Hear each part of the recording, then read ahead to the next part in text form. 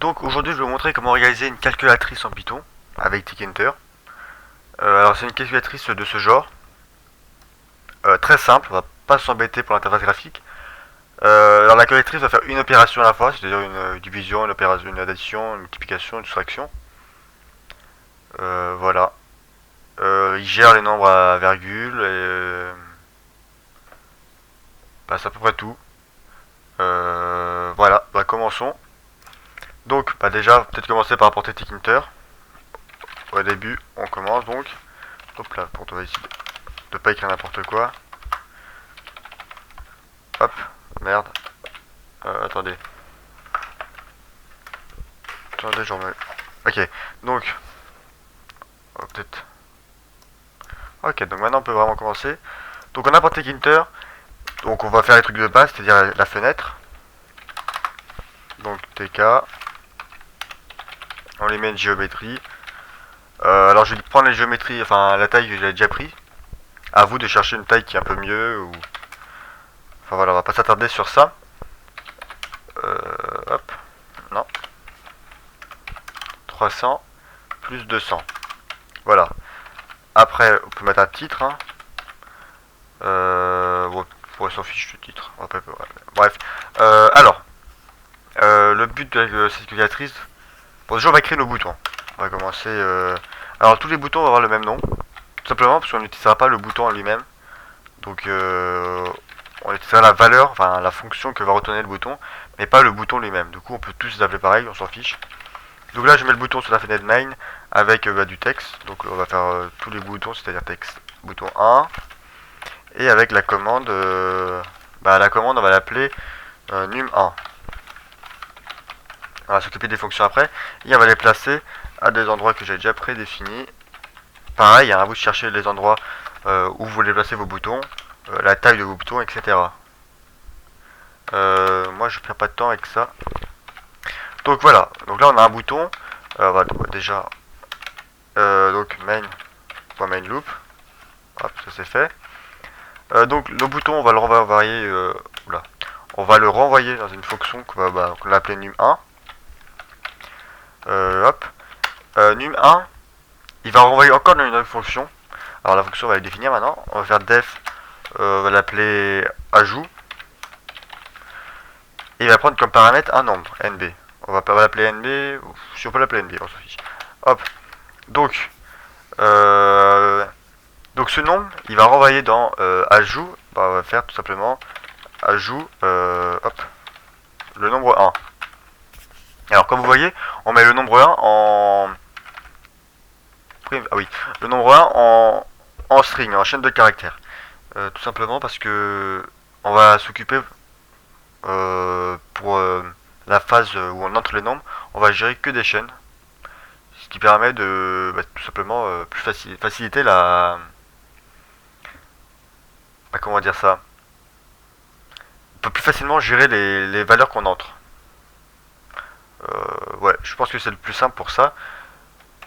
Alors, et après, à la phase de calcul, on convertira ces nombres en integer, pas en integer, en nombre tout simplement. On fera les opérations qu'on veut. Donc là déjà, alors oui, il va nous falloir un nombre au début, qu'on va appeler nb1, et qu'on va mettre rien du tout. Hop. Alors je sais pas si c'est obligatoire, ça on va voir pour la fois. Par la suite, on va mettre en global notre nb1.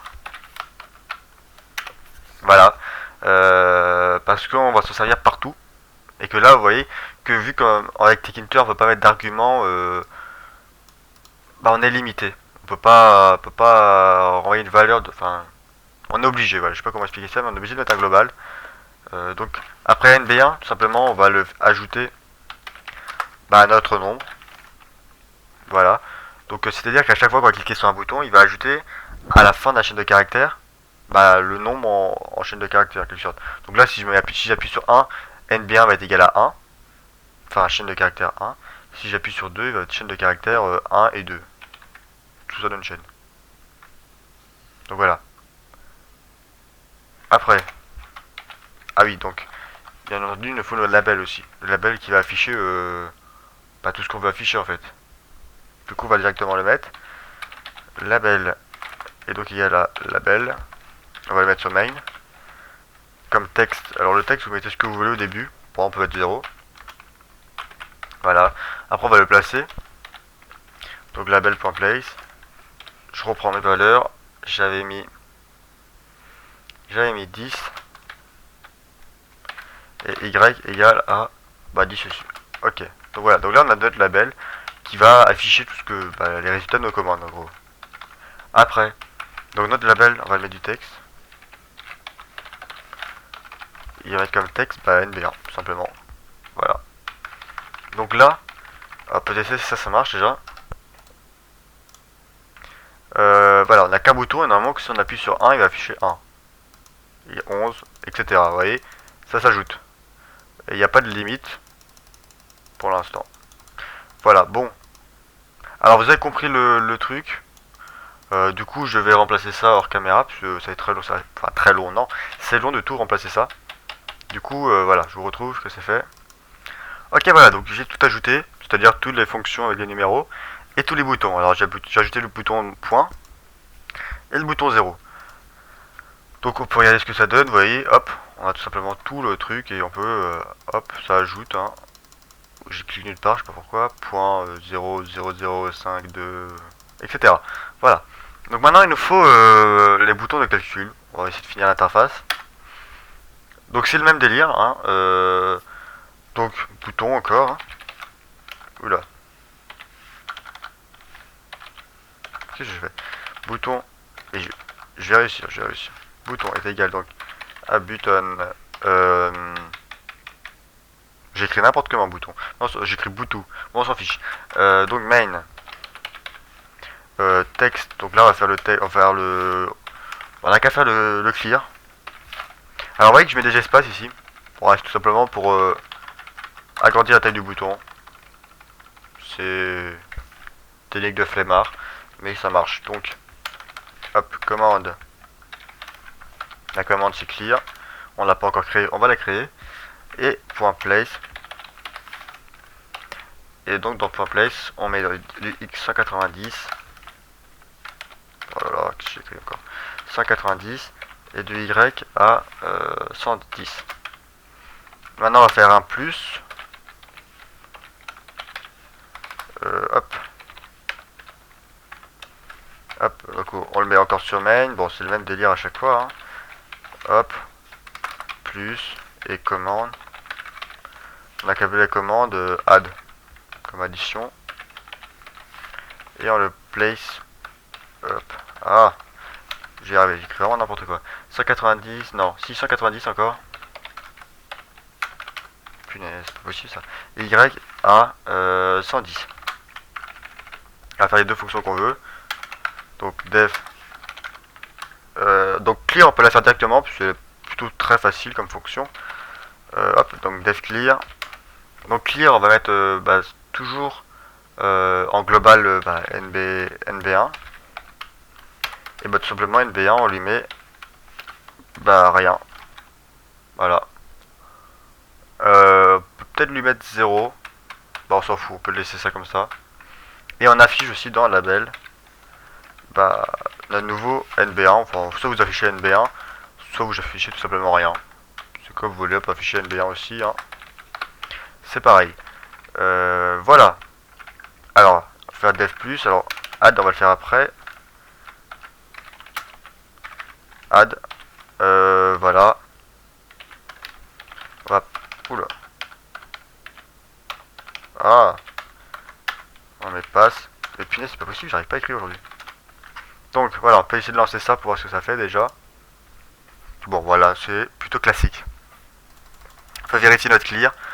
On va cliquer n'importe où. Ah, le clear c'est pas affiché, qu'est-ce qui se passe alors.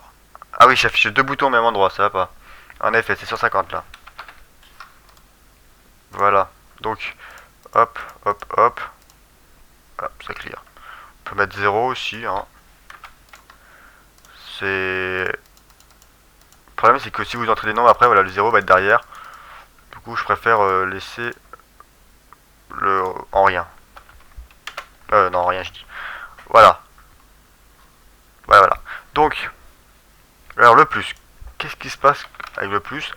Alors tout simplement, je fais des trucs un peu bizarres mais qui marchent. C'est-à-dire global, en mettant global plusieurs trucs.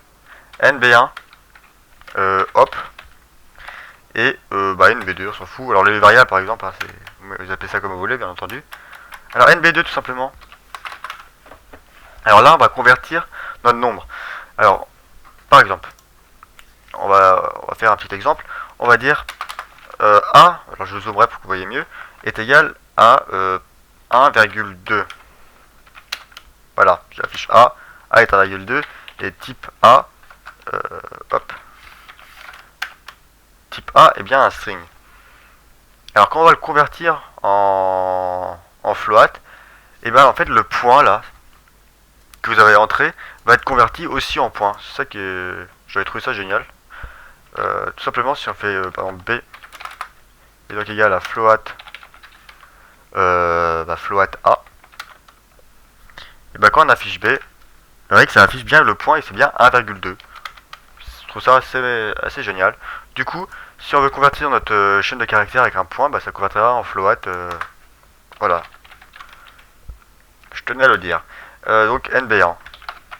Et donc NB1, on veut le mettre en rien maintenant, puisque bah, NB1 va être égal à 0. Pas à 0, je dis de la grande merde. À rien plutôt. Voilà. C'est un peu mieux. Et OP, on le met à 1. Alors qu'est-ce que OP? OP tout simplement, bah s'il est égal à 1, ça veut dire que c'est une addition. Si c'est égal à 2, une soustraction, etc. Donc on appuiera sur, le bouton égal. En fonction de OP, bah, il fera une opération différente. Tout simplement. Voilà. Plus compliqué que ça. Et le texte, on va afficher tout simplement plus. Voilà. Donc, on va s'occuper du égal et sur de tester tout ça. Notre bouton égal, je sais pas ce que je fais, pourquoi je fais ça, je sais pas. Button main text. Hop, commande, on va l'appeler égal comme ça, bien dégueulasse. Allez, point place x égale a. Alors je l'ai placé où moi? Je l'ai placé à 250 et à y 190. Voilà. Donc on va faire def égale maintenant. Def égale. Hop. Donc voilà. Donc égal. Donc on va convertir encore notre NB1. Notre nouveau NB1. Je vous rappelle que l'ancien était converti en NB2. Donc NB1 est égal donc à float de NB1. Voilà. On pourrait créer notre variable, mais on peut très bien se servir de la même. Après si OP est donc égal à 1, on finit addition tout simplement. On va l'appeler result. Et donc égal à tout simplement NB1. Alors on va tout faire dans l'ordre parce que on peut avoir le moindre. NB2, c'est ça, plus NB1. Voilà. Donc, c'est tout. Alors. Peut-être falloir de voir quelque chose ici. Alors les opérations et tout ça, avec des floats, des fois ça peut faire des trucs très bizarres. Alors faut que j'arrive à trouver un exemple. On va essayer de... Oula, bon si je fais ça, ça va pas très bien marcher. Alors on fait par exemple 1,77 plus 1,23. Ouais, si, bon allez, 23. Bon là ça a marché. Faut trouver un exemple où ça marche pas. 1,25 plus 2,55. C'est chiant là. Peut-être avec les multiplications ça marchera pas. 1,6 fois 1,2. Ouais mais là ça va marcher. Bon enfin bon. En gros avec des floats des fois ça fait des trucs chelous. Vous pouvez chercher sur internet, j'ai regardé un peu. C'est normal que ça fasse des trucs chelous comme ça. Mais en gros, il va afficher, par exemple, j'arrive pas à avoir d'exemple, c'est chiant. Je vous mettrai peut-être une screenshot ou n'importe quoi si j'arrive à trouver un exemple après. Là, il veut pas trouver d'exemple. Mais en gros, des fois, les floats, ça fait vraiment n'importe quoi. Ah, voilà, par exemple. Voilà, un exemple. Ça fait des trucs très bizarres. Pourquoi il y a une raison, hein, bien entendu. Mais il va falloir donc gérer ça. Donc on va utiliser un truc qui s'appelle round. Donc round, il va arrondir. Donc au début, donc round, vous mettez les deux, l'addition, en fait, pas l'addition, l'opération à faire. Donc nous, regardez l'opération buggée d'en haut, 1,133. Du coup, si je fais que ça, ah oui, bon voilà, si je fais que ça, déjà ça marche. Ah non, ça marche pas.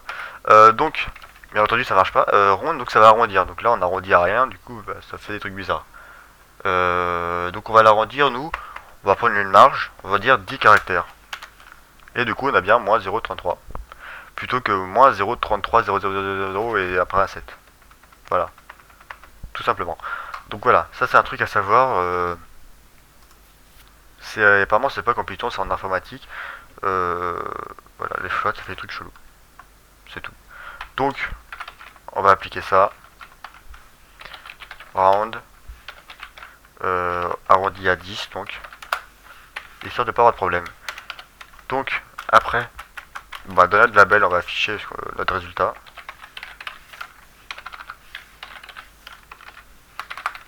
Donc, résulte. Voilà. Et notre NB1. On va donc le mettre, on va transformer cette somme, enfin on va transformer ça en string et lui remettre dedans, afin d'être réutilisé. Voilà. Donc je pense qu'on peut tester. Je l'avais mis ici, moi égal, c'est bizarre quand même, c'est pas grave. Alors il n'y a que l'addition qui marche, hein, on a mis que l'addition pour l'instant. On va faire 12 plus 3. Ah mince, qu'est-ce que j'ai fait? Alors attendez, qu'est-ce qui va pas? Ah, j'ai pas mis de global aussi. Je sais pas si c'est pour ça que ça marche pas, mais il n'y a pas de global. Je sais pas si, je pense pas que c'est ça qui fait bugger, mais il faut bien un global. Oula, qu'est-ce qu'il y a pas là? 12 plus 3. Si, bah c'était bien le global qui marchait pas. Donc là, vous voyez qu'on peut réutiliser ce 15 pour faire plus 5, 20, etc. Alors si vous appuyez sur ça, vous pouvez pas faire de plus. Bah si vous pouvez. Hein? Alors attendez, il y a un truc qui va pas là. Attendez, hop. Alors on va faire 52 plus 2.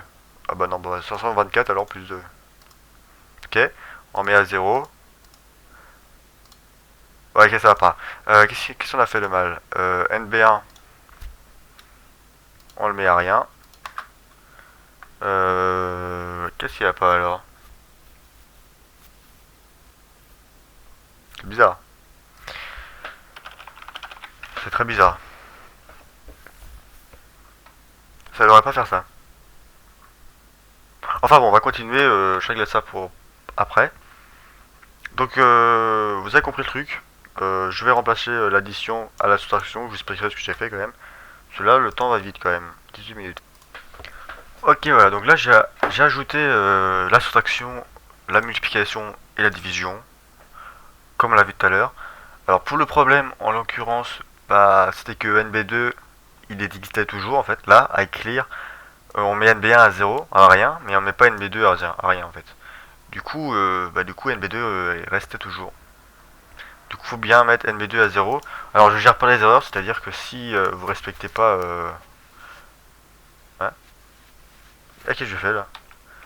Ok, voilà. Si vous respectez pas l'utilisation du code, bah, il y a les erreurs, il y en a de partout. Par exemple, si je fais 25, bah, je sais pas, plus 3 est égal à ça, je mets à 0, je fais plus, déjà ça fait une erreur, 3 égale, et bah là ça fait encore des erreurs. Donc c'est à vous de. Bah, soit vous en foutez des erreurs, soit bah, vous mettez les exceptions et tout ça pour ne pas avoir tout ça. Voilà, moi je reste dans la simplicité pour cette vidéo, donc on s'occupe pas de ça. Donc là il reste plus qu'à compléter ça. Donc c'est-à-dire que if op est double égal à 2, enfin égal à 2 tout simplement, bah résulte, et donc égal à round nb2, attendez, oui c'est ça, moins nb1, on l'a redit à 10, si if hop est double égal à 3, pas à 30, ça risque pas de 30, donc résulte est double égal à round nb2 fois nb1 arrondi à 10, Et donc si, hop, est égal à 4, ah, je me suis trompé en haut d'ailleurs dans result, round, et donc, bon voilà, c'est un peu toujours la même chose quand même, à diviser par NB1, oups, à 10, voilà, voilà, donc là c'est result, voilà, voilà, donc là j'ai mis à 0 result, je sais pas si ça change quelque chose, on va essayer de l'enlever. On peut toujours le laisser, c'est toujours mieux que rien. Donc voilà, donc normalement la calculatrice est fonctionnelle. Donc c'est-à-dire que je suis 50, enfin, on va faire les trucs cohérents. 25 divisé par 5, 5. Tout ça plus 6. Ah. Oh, mais qu'est-ce qui va pas encore? Alors attendez.